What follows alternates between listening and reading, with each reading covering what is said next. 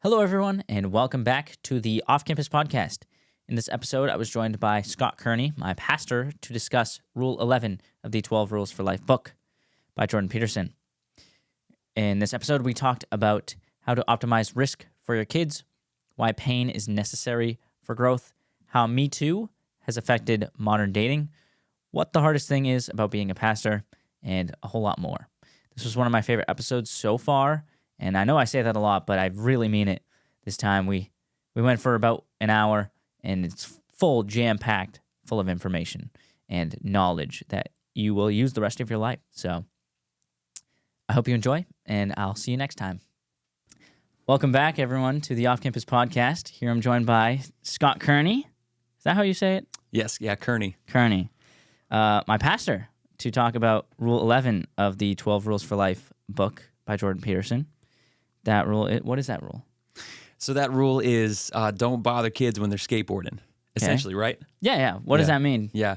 So I actually haven't read extensively on that topic, but what I've gathered on that is essentially when kids are playing, let them make mistakes. Let them have some fun. Let them get bumps. Let them get bruises. In our bubble-wrapped world right now, we're not setting kids up for success. Let them make some mistakes. And along the way, they're going to learn. They're going to build confidence. Honestly, I think through failure and pain is often how we learn best anyway. So let them be and let them grow, especially little boys. Like, let them grow into the men that they were meant to be through pain, through suffering, through learning through our losses. Is it difficult as a parent to let them kind of be on their own and learn like that? Oh, absolutely. I mean, I think I heard one pastor say that a parent's happiness is only as high as their least happy kid. And so everything inside of us as parents wants to bubble wrap them and make sure that they're safe, because there's something instinctive, I think, when you have a kid, when they enter the world and they're so fragile, they're so little, they're so, you see this giant world that has a lot of pain in it, and you see this precious little one that has no clue. And everything inside of you as a parent just wants to do everything that you can to shield them from that pain. I think that's instinctive for every parent, but we also have to take inventory on all the pain and the struggle that we've experienced in life and the fact that that set us up to be who we are. I mean, most of the time when we look back on the seasons of life where we grew the most, it probably wasn't through the easy seasons. It was through the hard things. It was through the pains. It was through the wounds, the scars that we have, And so I have to constantly reprogram my thoughts as a parent to remember, man, pain is a good thing for them. It's okay. Is it different for your daughters versus your son? Absolutely. So I have 3 girls and a boy. My girls are 11, 9, 7, and my boy is 4. And I mean, as a dad, all I want to do is make sure that nobody touches my girls, right? Sure. And that they're about as safe as they possibly can be. So, yeah, I mean, I think instinctively as a dad, you want to just shield and protect your girls. My boy, he and I will wrestle. We'll throw each other around a little bit. He can't throw me around yet, but guarantee there's going to be a day where he wants to. But I mean, he'll throw punches at me sometimes, and I'm totally cool with him doing that when we're in a playful setting, because, man, I want him to toughen up. I think for me, I don't want him to be weak. So I'm 100% okay with him getting some bumps and bruises along the way. It is a little different for sure. Yeah. When you are like play fighting with your son, are you concerned at all about him becoming too aggressive? Yeah, I think it all, for me, he's got to know the context. So if we're playing, if it's with dad, it's cool. If it's with sisters, man, that's a completely different story. And, man, I'll get hard on him on that one. If he throws punches at sisters, I'll sit him down and just like, look, this is cool with you and me. We can wrestle, we can have some fun, but, man, like, you're a gentleman and you protect women. You never throw punches at any girls. You never yell, you never scream, you never hit. Like, you're a gentleman, and you take care, you protect, those who are closest to you. So I got to teach him the context. I got to teach him the time, the right place, all that. So yeah, that's part of parenting for sure. Right. I think I've said this in my last 3 podcasts. Is your kids from the age of infant to I don't know, 10, 11, 12, even so all your kids are in that bracket. I think your kids see you as a superhero. So you have to lead by example. You can't get away with do as I say, not as I do. You can't get away with that when they're young. And I think that's lacking. Yeah, we're walking mirrors for our kids, no question about it. They're looking at everything. And that's a sobering reality because they'll say and do stuff that I'm like, where did you pick that up? I'm like, oh crap, I did that, And so I mean, one of the first things of parenting is taking inventory on how am I living? Who am I becoming? Because how I live and who I'm becoming is going to get reflected in my kids. So the word choices that I have, the way that I interact with other people, the way that I handle my work routine, my home routine, everything. And for me as a pastor, as a follower of Jesus, how I interact with God, how I model following Jesus inside the home, outside the home. My kids are watching everything. And sometimes you wonder if they're paying attention at all. And then in some key moments, they give you a window like, oh, wow, it's sticking. More than I thought it is. It is sticking. So it's both sobering and really empowering if you learn to discipline yourself right. Yeah, I was going to say it's scary, but it's also very positive because that means you have massive influence on it's like the whole idea of your weight is not even completely under your control to an extent, but it's kind of a good thing and a bad thing if it is, because that means you can make the steps to get better and to get in shape. But that means that if you fail, the responsibility falls on you. Oh, 100%. So, I think a lot of people would rather their kids just be molded by, I don't know, society or outside influences more than them, because then they don't have the stress of having to live up to what they want their kids to be. Oh yeah, and I've seen parents that would prefer the church be the one to develop their kids spiritually rather than them. Let the school be the one to educate their kids rather than them. I've even seen kids that will grow up through high school and then sent off to college, and parents will say, hey, you need to go to this school because this school is going to be the one that forms you, not realizing that parents have the most influential weight in a kid's life more than anything else, because more than information, they're watching a lifestyle. And the way that they process emotions, the way that they handle money, the way that they are driven or paralyzed by fear, a lot of these patterns of behavior are handed down. They're not just taught, they're caught by mom and dad. And that is a sobering reality, no question about it. But it is also super empowering if you catch a vision for who you can become, and you can help your kids, by living that out and walking with them in that. I actually just went to Jordan Peterson on Monday. Today is, Thursday? Thursday. Yeah. And he said something that I thought was pretty interesting. He mentioned that when a boy and a girl are playing house together, and the boy is the father, it's weird because he doesn't always specifically act like his father. And it's almost like he has baked in knowledge of what a father is supposed to be, because usually when a kid's playing house, he acts like what a father should act like instead of what his father acts exactly like. So do you think kids have some sort of I don't know, do you think it's like genetic in all of us that we just know what it is to be a good father?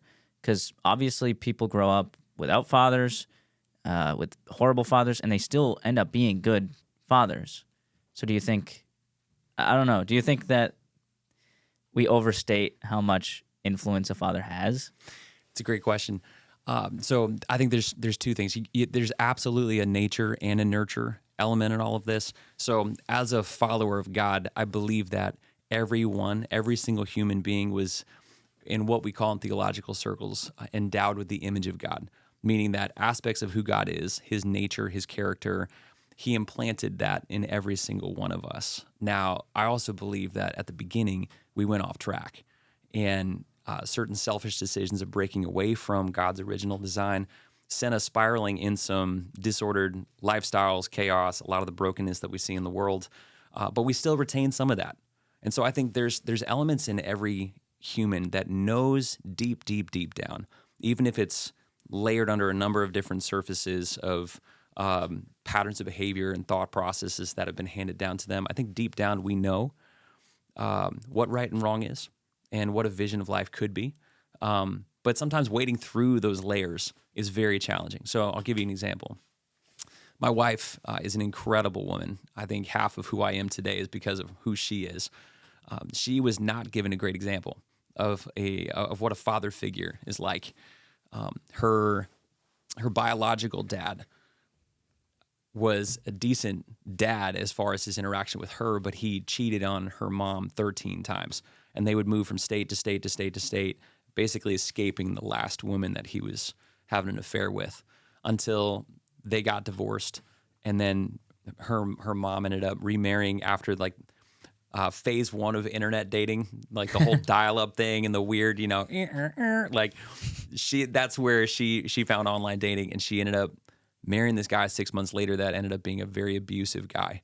And so she had, on the one hand, an example of an earthly dad who was extremely neglectful of his marriage, could not take inventory of his own actions, was extremely addictive in his behavior, and then it flip-flopped to a guy who was very abusive, very demanding, very controlling, down to the point where she could not even pick out her own clothes. He would do that for her. And I mentioned those two examples because in the middle of all of that, there was a moment where in her early high school years, she somehow intuitively knew this is not what a real man is. It's not my biological dad. It's not my stepdad. There's got to be something different. And the wild thing for her is that she got the gift of music. And as she was playing music, she fell in love with some of the popular Christian songs at the time. And some of those were starting to not only articulate a vision of God, but also of a heavenly Father and who that heavenly Father could be. And she somehow had this wisdom and discernment to distinguish between the two horrible examples she had of what a real father looked like. And I think there's something inside of us that longs for that. Whether we had a great example or a bad example, there's something inside of us that longs for that. I think Peterson actually used that as an example or as a proof of God, or maybe not a proof, but a argument for the existence of God, is that kids have this underlying vision on what a good father is, on what a father is. And they wouldn't really have that if we were purely biological. Maybe. Sounds like a good argument to me. But you did mention before that a lot of people try to give their kids to the church so the church can kind of grow them, and they try and give them to the school so the school can form them. What's the problem with them giving them to the church or allowing the church to grow them? Yeah, I mean, number one, we see kids about once a week, maybe twice a week. So when you're doing, and that's for about an hour each. So if you're dealing with, just pure time, we've got very little time in those kids' lives during the week. But man, the kids in the home, they see mom and dad for hours and hours and hours and hours, well beyond, what we can have an influence on them. And so part of what we try to do at our church is equip parents for that role.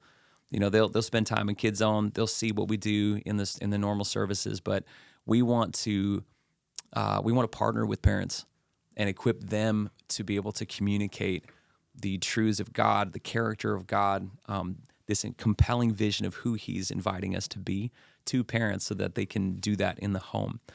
There's actually a moment in Deuteronomy chapter 6. This is a Hebrew scripture, thousands of years old, that says. It empowers families to essentially, hey, wherever you are in the home, you are to teach these things. So he didn't say this should be a rabbi thing. This should be an uber religious person thing. This is mom and dad, regular mom and dad. Teach these things when you're in the home, when you sit down, when you stand up, when you lie down, when you walk along the road, when you come back, put it on the door frames of your house. It's really like create an entire environment to raise these kids in the right way, in the way they should go. So there's an amazing vision in Scripture empowering parents to equip their kids for everyday life. What's the consequence of helicopter parents? Great question. All right. So now we're getting into safety and risk taking. Okay. So I think backing up, I think we have to understand our cultural moment. For whatever reason, there are more and more parents who are terrified of the external influences around them. And I'll back up a little bit. When I was a kid, and maybe some in my generation will understand this or older, I remember coming home after school and my parents looking at me or my mom being like, hey, come back home at a certain time. And I just roamed the neighborhood. Like I'd walk out the door, I'd go play any sport I could get my hands on with the neighborhood kids. And my mom couldn't see me, didn't know where I was, total confidence that it was going to be okay. And day after day, we just roamed the neighborhood, get in all sorts of trouble. We'd get injured. It didn't matter. There were moms all over the place that had some eyes at some point. But even then, man, there was a freedom to go out and take some risks and enjoy the outdoors. I think there's a number of cultural factors that happens that we've seen the decline of that existence. One is just the internet. The fact that information is so readily available about anything and everything. The more that you can access information about what could be harmful, the more reason we have to fear. So there are studies out there that have indicated that our kids are not any less safe than they were in 1970, but we think that they're less safe than they are in 1970. Why? Because all of the horror stories that are out there are the ones that are making the headlines. Those are the ones, and fear sells. So when we have information out there that provokes us to fear, we click and we double click and we triple click and we just follow that trail all the way down. And that's what gets the views online, and it's what keeps money generating. And so fear sells. And before we know it, a little thing that is not that prevalent has kept a ton of parents paralyzed with fear, and they're not willing to let their kids go out anymore. And so we've got helicopter parents making sure that every single footstep that their kid takes is 100% supervised. They know exactly what's happening to all their kids. And you watch it, man. When you look at, sports fields, just driving around, how many kids are just organically playing on sport fields these days? None. Highly organized, maybe Right. even way overpressurized with travel sports and all this. Like, kids aren't having organic fun where they're hitting the backyards and they're having these arguments, which is, I think, part of growing up. I remember, like, I'd play wiffle ball or ultimate frisbee or football with the guys, and half the fun was just getting into fights, like arguing about this rule or that rule, like just getting into conflict and learning how to solve that together. Even if it meant someone would storm out angry, we'd come back the next day and we'd work it out. We'd still have fun. And I think that pain alone was so formative for all of us to know, how do we handle conflict? How do we form teams? What does it look like to have trial and error, risk, fail, succeed? And we've got such helicopter parents now that are supervising everything, that these kids aren't having that experience to fail and succeed and get bruised and cut and learn from all that. Yeah, I think it comes from kids not wanting to go outside because of the internet, and their parents don't want them to go outside because they're too scared. And I don't know. Do you think it's less trust from the parents? Yeah, I mean, I think the parents just have more reason to be afraid. I mean, you think about it. If you ever have a health thing where you're not sure what it is, what do you do? Go to the doctor. Yeah, well, you go to the doctor, but for me, what I do is I Google it first. You know what I mean? Like, Yeah, I'm like, yeah. I got this bump on my arm. What could that be? And man, like, Google is a horrible place to go. There's like 7 ways to die if you look up a 100%. headache. Yeah, like, oh my gosh, this could be cancer, Yeah. and I'm going to be dead in 2 months, right? I mean, how many people have done that? Where the first thing they do is Google it, and anything you got. So I'm telling you, if you're looking for fear, you can find it in a second. Like, it'll come to you. So I think, again, since fear sells, that's going to be more prevalent when it comes to parents and them protecting their kids than the messages of go out and take some risks. Let them fail, let them have some fun. And I think the question that I've been plagued with is, are neighborhoods actually less safe now than they were back in the 60s, 70s, 80s, 90s when I grew up? Or are they still just full of people? Yeah, I mean, I don't know. I don't know. Maybe some would say less safe because I don't know. I feel like there's less supervision because there's no kids out anyway, so no one has to look. But at the same time, like you said, parents didn't really care where their kids were as long as they got home at night. Yeah, I got lucky, I think. My parents have been really great especially with that. I remember me and my cousin lives next to me, and we would just fight and argue. We would get in fist fights when we were 6 years old, 7 years old. And then we'd call each other the next day, be like, hey, you want to hang out? So that's very true. Yeah. It's so good, right? I mean, and I think that's part of the bonding. And you can tell me if this wasn't your experience, but I think that's part of the bonding, particularly as a guy. Mm-hmm. Oh, yeah, definitely. To throw a punch and come back the next day and put an arm around somebody, there's bonding in that. Because I think there's an essentially a physical nature to guys. Like I think we were made to be physical. We were made to be strong. We were made to be tough. I think certain elements of courage and faith and bravery are very physically linked for us. And certainly at an emotional and mental level too. But as a young kid forming, some of the basic building blocks of who we can become to be strong men, brave men, courageous men, is formed on the battlefield of sports and wrestling and throwing punches and taking a punch. And yeah, I think it's a beautiful thing.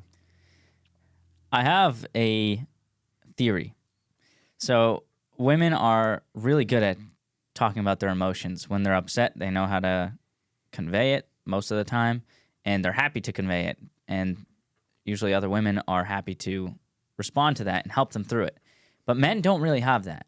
And I think, I got in a fight in high school. I'm not too proud of it. It was fun, though. But after that, me and the kid that I fought with were best friends after. And not even just with that, but a big reason why I lift now, why I did wrestling in high school, why I did jiu-jitsu after high school, is I feel like men need some sort of physical, I don't even know if it has to be like fighting, but some sort of physical activity to get out their stress and anger. Oh, man, I 100% agree. I look at my son, who's 4 years old. He handles reality so differently than his older three sisters. They would process it through tears and emotion. And I tell you what, to this day, it's hard to get a word in edgewise at dinner time because all the ladies are just chatting the whole time. And it's not a bad thing. It's just a little bit more natural to them to emote and to talk. He's sitting there just dominating his food over there. And then afterwards, he's like, Dad, can we wrestle? That's who he is. And I think there is a sense in which we work things out differently. And that's not a bad thing. And I think it's been painted as a bad thing, which I think has put boys in a box. I fear a little bit for the demasculization of young boys, being pitched a narrative that it's not okay for them to be masculine. God made them that way. Mm-hmm. There's a beauty and a power of owning the fact that we were made men. And some of those instincts to be tough and be strong, not just for the sake of dominating other people, but of protecting, of leading courageously and doing things that others wouldn't because it's the right thing to do. Even at a physical level, there's something inherent, I think, to men that we need to lean into. And let me be honest about this one. I think sometimes the educational environment, and quite honestly, even church, we don't do that right for guys. You think about church, you sit down, you sing, and then you listen to something emotional. And some guys are like, man, not for me.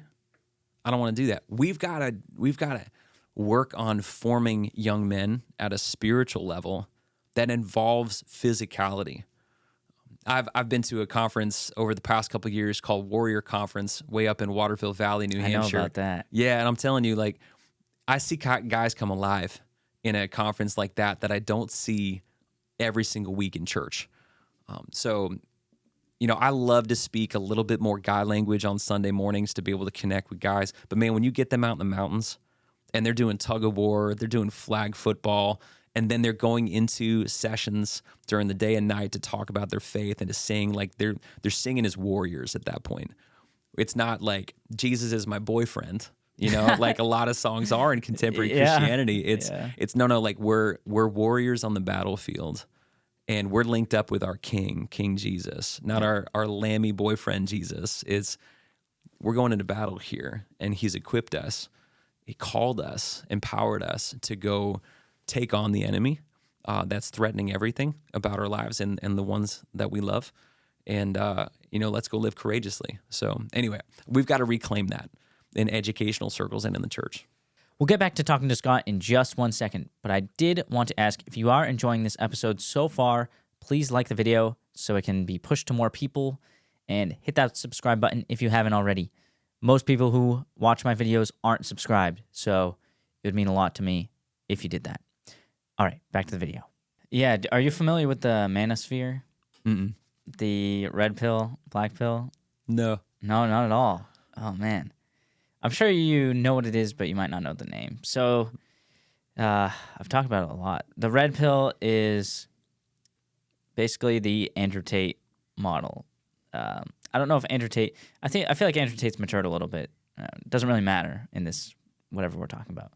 But basically, the people who praise Andrew Tate care only about money, women, success, well, financial success, and they use that to find fulfillment. And I think it's pushing back against the demasculinization of men.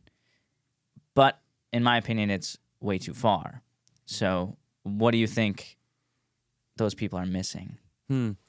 Yeah, I mean, I think with every criticism, there's a grain of truth.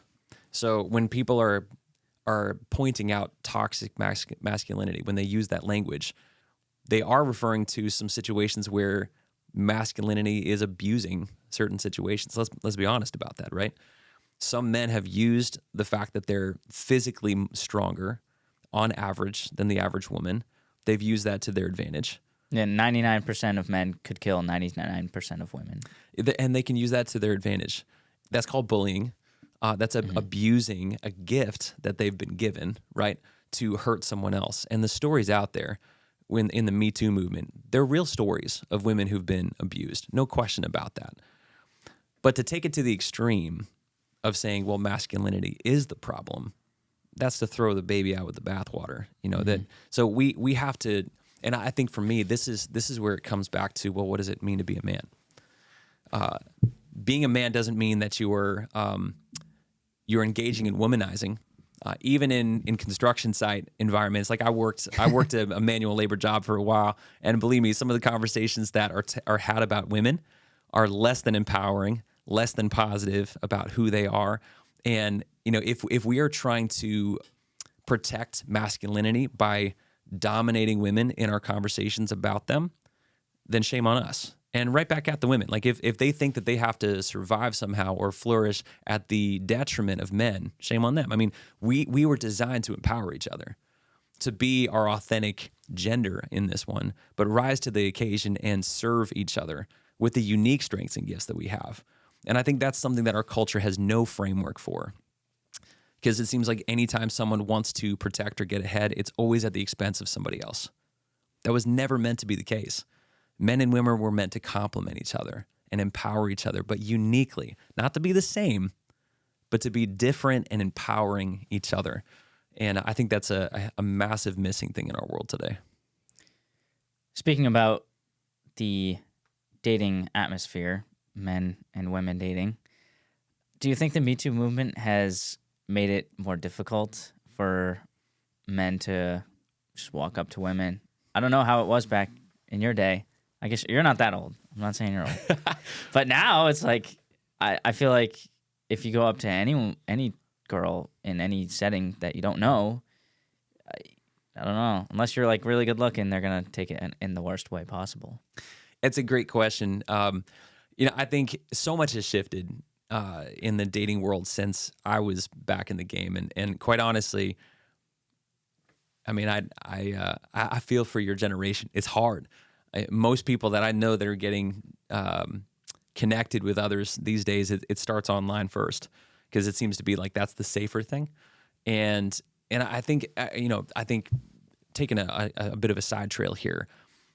I think we are trained maybe from helicopter parenting, maybe from the fear of what could be out there that could harm us. I think we're trained in operating in safety and communicating in general. More people, especially in the younger generations, are preferring to text rather than phone call, and to talk via social media rather than face to face. And I think that all of that's harming personal interactions, and even in the dating world, there's a less inclination for men and women to just meet each other casually, face to face. It has to be scripted. It has to be safer behind screens.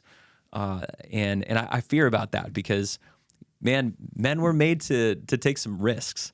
And like, man, if you're interested in someone, man, go talk to her face to face. Like, take that risk and tell her, hey, I'd love to go out somewhere. You want to come with me? But I think, again, MeToo has maybe had some guys react and wonder, well, maybe I can't be that courageous. Maybe I can't be that bold. Toxic masculinity is like, well, maybe I wasn't supposed to be that way. And a lot of the fear associated with communicating in general and the safety that we can have behind screens. Well, maybe I'll get rejected. Rejection's part of life, man. Take the risk, And I think what you can gain from taking that risk far outweighs what you could lose. So, there's so much to say about that. Yeah, I heard about this thing actually this week from Chris Williamson. I've talked about him a lot on this podcast, Modern Wisdom, the podcast. Incredible. He mentioned, and this wasn't even his idea, but he saw this guy on YouTube 15 years ago do a TEDx talk, and I watched it. It's really good, about this thing he called 100 Days of Rejection. And so what he did is he put his phone in his shirt pocket. And I don't think you could get away with that now. But what he did is he would record him doing one thing every day for 100 days that he was almost 100% going to get rejected in. So the first day, he goes up to a guy and he's like, do you have $100 that I could borrow?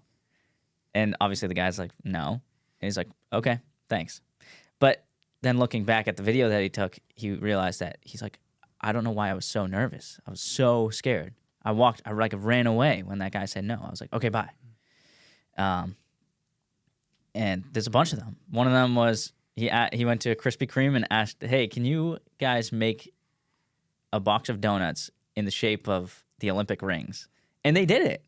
So he realizes he went to a restaurant. I think it was an Applebee's or something. And he asked them, he said, it's not my birthday and I'm not eating here, but can the waiters come out and sing happy birthday to me? And they did.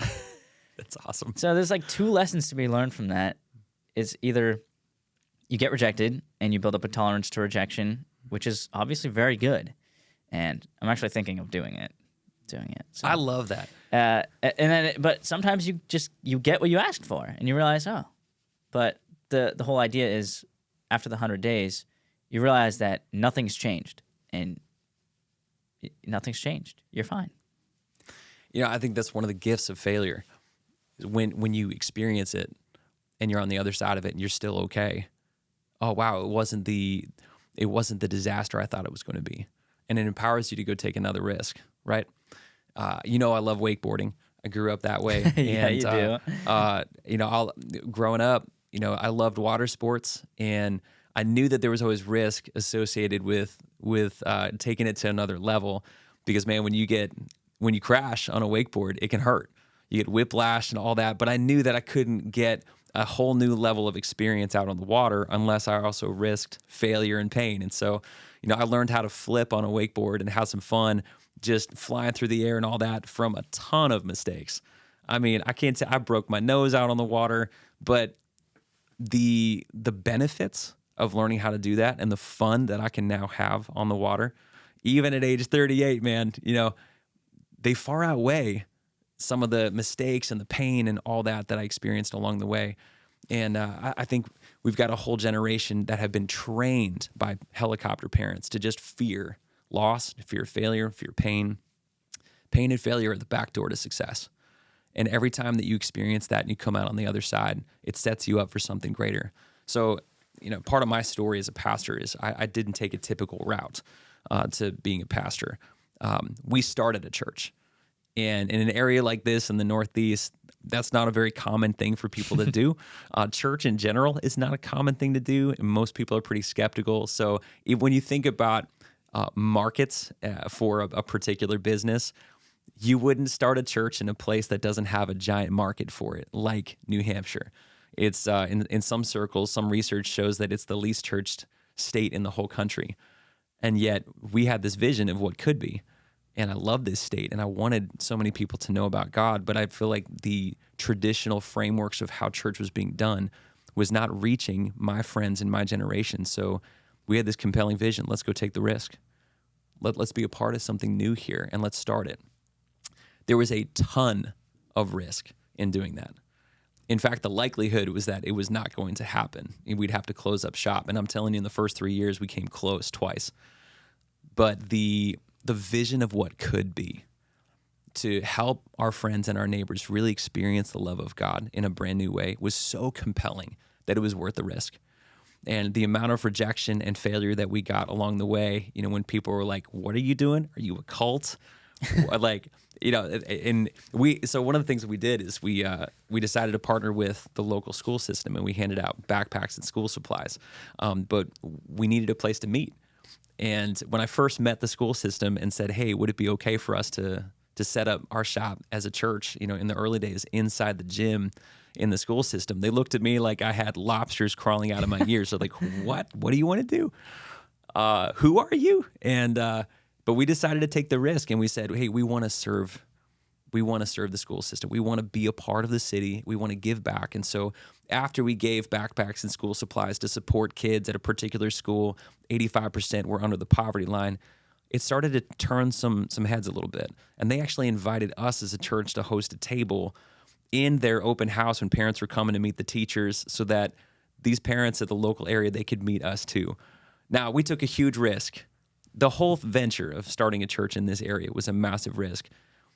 But again, the compelling vision was, if this works, it's going to far outweigh any rejection, any failure, any setbacks we could ever experience. And to this day, man, that's been the case, and I wouldn't trade it for the world. You said that the vision that you had was the reason that you were able to push through. Do you think everyone needs that sort of vision? Not necessarily the same vision, but the same push to go through something that difficult? Yeah, 100%. If you don't have a compelling why, you're never going to risk failure. So take the dating scene, for example. I think some people are so afraid of getting rejected that they just won't enter the game to begin with. But they have not caught the compelling vision of what could be. Not deep enough that would propel them. I've got to get in this. Vision creates an urgency. I can't miss out because of, man, what could be, So, I think it keeps a lot of people on the sidelines if they have not caught a vision of what can be. And so I think for us as men, investing in other guys, that should be part of what we do, is cast a compelling vision of what could be. And even with our kids, to let them know the most compelling vision in your life is not to play it safe. You don't want to look back when you're 80 years old and just realize that you played it safe your whole life and you had anxiety at a simmer. It was mediocre at best, when there was so much more that you could have. Relationships that could know love and joy and, extravagance, making a difference in your community, investing resources in a way that they could grow and multiply. And all of that takes risks. There's no joy unless you're willing to take risk. But in order to do that, again, I think you have to have a compelling vision of what can be. So I think this is one of the opportunities that a church has, because there is no more compelling why than being a part of what God's doing in the world. He loves this world so radically, and he's compelled a movement of people to love this world because of his love for us. And so I think that extends to relationships, jobs, parenting, taking risks at all sorts of levels, because God took the ultimate risk for us when he came into the world in Jesus. and then set us free basically to be like, man, I got you. Your eternity's set, so go take some risks. There's nothing to lose. I've got you. Go have some fun. One of the big reasons why I started this podcast is because of my vision of it, and it's a big reason why I talk about the manosphere so much, is because I've always had a big problem with the demasculinization of men nowadays, and even young boys nowadays. But I wasn't satisfied with what the manosphere was giving me. I'm like, I don't think that's the right answer. And I feel like there's plenty of people that resonate with what I'm saying, and they just don't like that extreme approach on both sides. So I'm more in the middle, and I think a lot of people will resonate with that and actually find fulfillment in it. But I feel like a lot of people don't know about it. So that's a big reason why I started it, because I think I was so blessed to have great parents, great upbringing. I mean, I didn't really go through any real trouble in my life. Most of my trouble was put on me by my parents purposefully to grow me, or by myself to grow me, which I don't even know if that's the same, if it's as potent as being forced into some situations and being forced to go through them. Perhaps not. But I feel like I have enough knowledge, not from me, but from people I've been around to, I don't know, help people find their way of life. That's better than just going after women and money. But at the same time, realizing that it's important to be competent in those areas. Mm-hmm. I love that. And, I think it's a great example. Your parents introducing some challenges into your life to form you. And to prepare you to take some risks. And I mean, doing a podcast, there's risk in that too, right? The other day, and I've seen some parents that really won't take a whole lot of risks, won't introduce their kids to new things. But we tried something the other day with our kids. We got them into skiing. And I hate the winter. I grew up in New Hampshire and just can't stand the cold. But we were thinking, all right, what do we do to be able to beat winter this year and actually have some fun with it? So we got our kids out on the mountain. And I mentioned this because there was an opportunity for us to help form the kids in some settings that actually were super uncomfortable for them at first, because we could see a compelling vision of what could happen on the other side of it. So we amped them up with the excitement, the anticipation of getting on the mountain and what they could do when they get into their skis and all that equipment. And they were super excited about it until they got into their equipment and then started interacting with their ski instructor. Their ski instructor, for whatever reason, was this grumpy old guy. I don't know if he woke up on the wrong side of the bed that day, but he was just super direct. And my girls in particular just hated it. They're like, I mean, I could see their lips almost quivering the whole time. And some of the other kids that this guy was teaching to, they're like all over the place, and he's trying to manage chaos. But they were like, Daddy, he's mean. I don't like it. This equipment doesn't feel right. I hate skiing. So I was like, okay, time out. After all the instruction, we went back into the ski lodge and we grabbed some lunch. And every parent knows you just fill your kid full of food and it starts changing some things at least. So we're like, all right, look, let's get back out on the mountain and let's put into practice what you were taught and just see what happens. Now, they transformed their pain into an incredible afternoon. They took some of that instruction, the things that were super uncomfortable for them, and they gave it a shot down the bunny hill on their own. And at the end of the day, after they learned to go down and twist and turn and like even increase speed, like they looked at me and they were like, best day ever. And I'm like, man, what happened? And they looked at me and they said, we learned even in the hard things when it was frustrating, when it was painful, and we had no way of knowing how this was going to turn out, we just learned how to put that pain into practice and figured it out. And on the other side of that, something that was very difficult for them in the moment, they were able to translate that into an incredible experience. My hope is that lesson sticks with them their whole life. That just because something hurts right now and it's frustrating and I have no vision entirely on where this is going, it can serve me well if I put this pain into practice. Yeah, embracing pain is such a superpower. And it's not even just... actually... This is one of the notes that I wrote down. It was an Alex Hormozy thing. I heard it from Chris Williamson. Well, I heard it from Alex Hormozy on Chris Williamson's podcast the other day. if you want to accomplish something great and you know it's going to be hard and what you're going through is hard, what else would you expect? You thought it was going to be hard. You want to accomplish something great. You know it's going to be hard. This is what hard feels like. That's what he said. This is what hard feels like. And so when you feel pain in any circumstance, instead of seeing it as, oh, I need to get out of this as soon as possible, think, oh, this is helping me grow. Because you're right. You don't grow in comfort. You just don't.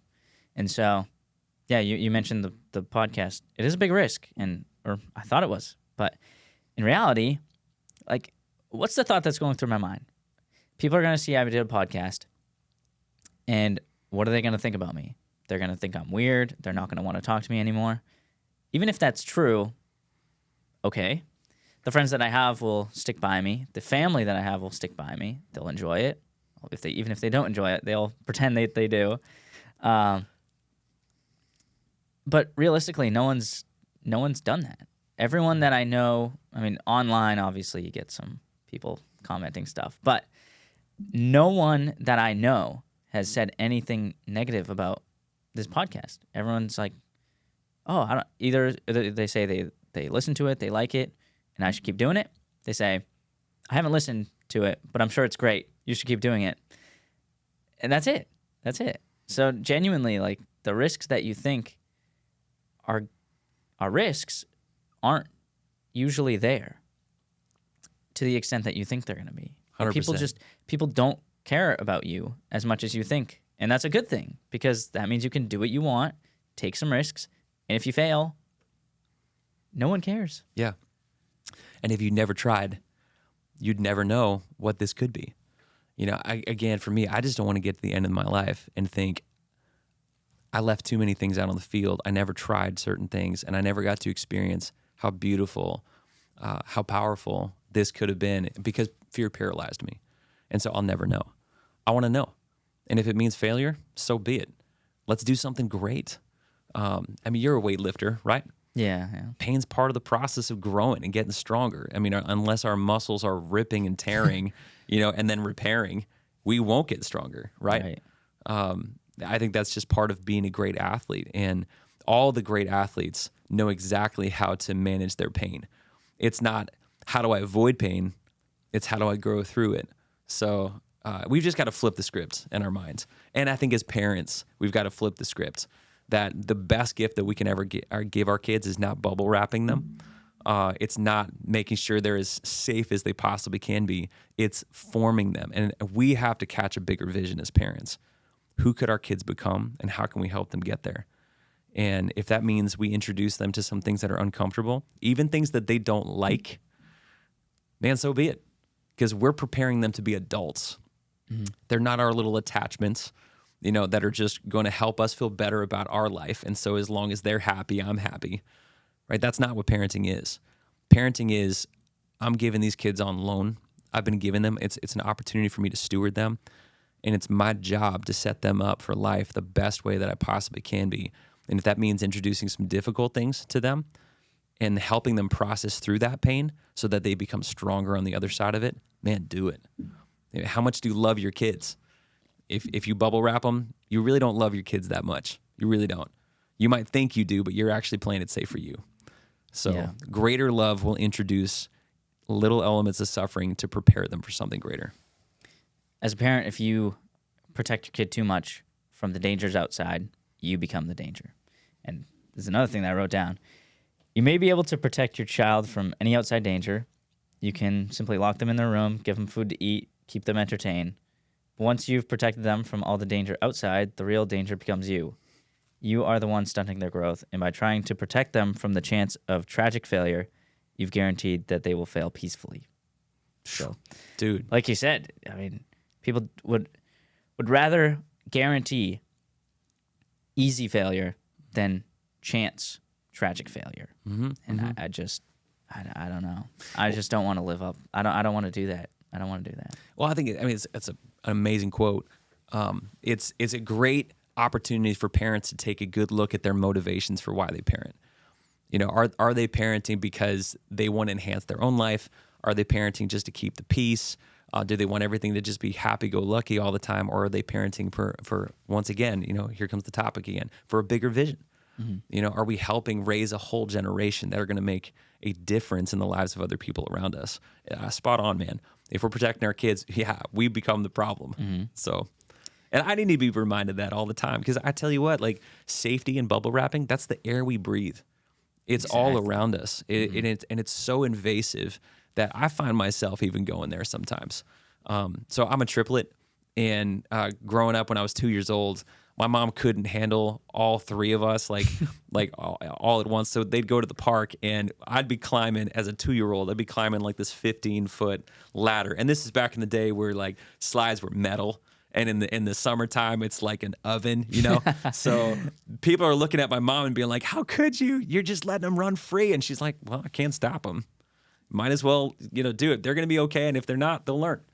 Loved my mom for that. She was an amazing mom. Right, there must be a blessing an unseen blessing to have like twins or triplets as a parent. Do you have any older siblings? No, we were the first ones, and then we had 2 younger siblings. So my parents were crazy. They actually wanted 7 kids. So it must be like sort of a blessing for them to have 3 at the same time, because I feel like, well, I don't know, but I'm assuming young parents, when they have their first kid, all they want to do is bubble wrap it. But your mom was kind of forced where she wasn't able to do that anyway, so it was kind of a blessing. Yeah. Do you think that parents try and live, or helicopter parents try and like live vicariously through their children? Yeah, I think they can, and there's 2 extremes in that one too. So helicopter parents can either they can try to live to just make their kids as happy as they possibly can be, to try to live vicariously for that happiness too, and some of that comes in safety and bubble wrapping. I've seen it on the other extreme though too, where parents are forcing their kids to go through some things that are not their kids' vision, or maybe not in their best interest for their kids. Like Tiger Woods. Yeah, exactly. And that's not setting your kids up for success either. That's a whole other problem. Tiger Woods is probably not bubble wrapped as a kid, but he was also put on a tremendous amount of pressure to become somebody, and unbelievable natural talent. But I think that's the opposite error that we can make as parents, is that we force our agenda on them. So I think we have to do the hard work of trying to discern who's our kid uniquely, what were they naturally gifted at, what are their passions, what are their gifts, even if it's so radically different from mine, and then how do I help them become all of that? And I think that's where faith comes into play too, because catching God's vision for them, not my vision, and not even selfishly what they want all the time, but God's vision of who they could become. That helps me as a parent get out of the way a bit, and then facilitate some environments that could help them become that way. So, what's the hardest thing about being a pastor? Hardest thing about being a pastor? Goodness, that's a good question. This might be a little bit of a different answer than maybe some people would expect. Unfinished business.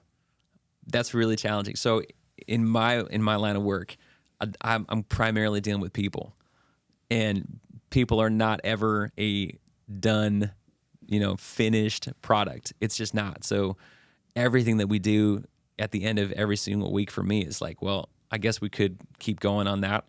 We can keep developing more leaders. We can keep discipling more people. There's always more that can be done. And so at the end of every week, I'm still left with a whole lot of unfinished business.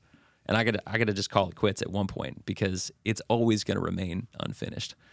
I get jealous sometimes about people who can clock in and clock out, and they can leave work at work. But it's difficult for me, because almost everything that I do is unfinished work. I have yet to meet a perfect person. That's why we say all the time in our church, no perfect people allowed. And if that's the case, then we're all work in progress. So, the work never ends. Right. So that can be challenging for sure. Why do you think your church specifically attracts younger people? Yeah, it's a good question. I mean, I might ask that question right back at you. I mean, why do you think why do I think so? Yeah, why is it compelling for now? I think we try to keep it real at our church, and we had a group the other night where someone in their 20s was a part of the group, and she described some church experiences that she had growing up where You weren't allowed to ask questions. Everything had to be canned. It was like, shut up and just believe. Don't question anything. And we welcome questions. We're always telling people all the time, man, bring your hardest questions about life, about faith. And I see a hunger in the upcoming generations, those that are young adults right now, to really wrestle authentically with the hardest things of life. They don't want pat answers. They don't want just, this is how you're supposed to be. They want to go there and they want to have conversations. I love that. And we've tried to really work hard as a church to set up conversations where people can have legit opportunities to wrestle with key questions. Why is God, how can a good God exist when there's so much evil and suffering? What do you do with faith and science? Why did this thing happen to my grandma? Or, there's so many, like, what's the purpose of my life? And we don't shy away from those questions. We really lean into that and help guide people in that. So I think that's one thing that helps. But I mean, I'm curious from your perspective, you've been coming to our church for a little while. Yeah. What's compelling for you? I don't know. I think, well, immediately what was compelling was coming from a church that I went to my entire life, or the life that I remembered. It was kind of cool. Like, I've told you this before, but like God was tied to that church. And then going to a different church, it's like, wait, God's here too? He's not only at that church, he's here too. And I was like, wait a minute, he's actually with me. And so that was a big thing. That was compelling at the start. Now, what I think is pretty cool is like the church that I grew up in. I think I started going at like 5 or 6 years old. And they were just beginning then. I mean, they were farther along the path than the well is right now. But I saw them grow. I saw them grow tremendously. Huge. Building upgrades, buying a building for a school, making the school, a whole bunch of stuff. And I didn't do anything for that. I didn't help with that at all. So I think being a smaller church, maybe it's just me, but I feel like more younger people want to be part of a smaller thing so they can help grow it. And so, say in 10 years, I can look back and be like, wow, look how much progress this church has made, and I was a part of that. I love that. So I think that's probably, I don't know. I didn't really even think about that until right now when you ask. So I doubt you noticed that, but I think that's got to be it, at least for me. I don't know about other younger people. You guys are also very just honest and open, and my other church was like that too. So I guess that's not uncommon for me, but I don't think many churches are like that. Yeah, I mean, I think the vast majority of churches in New Hampshire are older. They're 60s, 70s, and there was a set way to do church, and you didn't go outside those boundaries. You sang the same hymns, you sat in the same pews, you recited religious language, and we just try to bring it down to everyday real life stuff. Like we use everyday language, not churchy religious language. We try to keep it real. I communicate in jeans and a t-shirt sometimes, and a part of that is just to show people you don't have to show up trying to look a certain way. God wants you right as you are. He's not asking you to be perfect or to kind of pretend to be something that you're not. And I think a lot of faith-based people can come across sometimes like, they're all shiny on the outside, but man, behind closed doors, you can't trust them. And we wanted to tear that whole image apart in pieces. But I think you're right. We also wanted to paint a picture that church is way more than Sunday morning. It's not just a building that we show up at. It's a movement of people. And it's a movement of people set on fire by the love of God, and that's going to manifest itself in the way that we love our community. So we want to compel people to be a part of, serving people in need, being a part of events that just pull people from the community, just have some fun, to set up conversational environments in people's homes where they can be authentic and develop genuine relationships and experience that camaraderie. And so we want to compel and empower people to be a part of that stuff. More than just, let's sing a few songs, let's pretend to be religious, and then just go home and make sure, we're just doing our normal everyday thing. This is a lifestyle, and it's a movement of people, and we want people to be a part of that. Yeah. I think that's another thing that attracts the younger people is just newer songs, casual dress, and you just speak to us like it's a lesson, not like it's I don't know, like a Bible study. I don't know. Yeah. But yeah, I mean that in a world of the internet where everyone's being fake and everyone does whatever they can to get views, what young people want, what they really want is authenticity. And I think you guys, well, I guess I'm a part of it now. I think that's what we do. So. Yeah, that's right, baby. So, I mean, another phrase that we use sometimes with people who are communicating on Sundays is we say, hey, preach with a limp, meaning don't just come across like you're all polished and pretend like you got all the answers. I don't. I'll be the first one to admit I'm still learning on this, and I still fail. And so I'll use stories about ways that I've messed up because I'm still human. I haven't arrived. And I need people in the journey with me on that one. I want them to know I'm stumbling along this journey as well, just doing my best to try to find God and live for Him. And let me invite you into that. And I find people resonate with that because they don't want a pastor that's up in some sort of an ivory tower that no one can touch. You know, they want to know, hey, I relate to this spiritual life, this journey. He's speaking my world, my language. He's right in the mess with me. And that's just true. You know, I'm not trying to paint something that's not true. It is true. You know, we're all trying to figure this thing out together as we try to look at Jesus and how He lived, what promises He offers us. So that's the hope anyway. Right. Yeah, it doesn't seem like you're like a leader. It's like you're one of us, but you're just up there talking. I hope so. No, that's good. That's got to be one of the best things a pastor can do is just be honest, be like, yep, I am not perfect. And I feel like they miss that too much. But thank you for coming on. Oh, man. It was a Such pleasure. a gift. I loved it. Hey, Joey, I appreciate you, man. Thank you for hosting this. And I couldn't recommend what you're doing here more because you're adding value in people's lives. So I appreciate you having me on. Thanks, man. Maybe I'll have you on soon again. Sounds good. Anytime. All right. See you later, guys. I'll be back in a week for Rule 12. The last rule. Almost done with this series. So like, share, subscribe if you enjoyed, and I'll see you next time.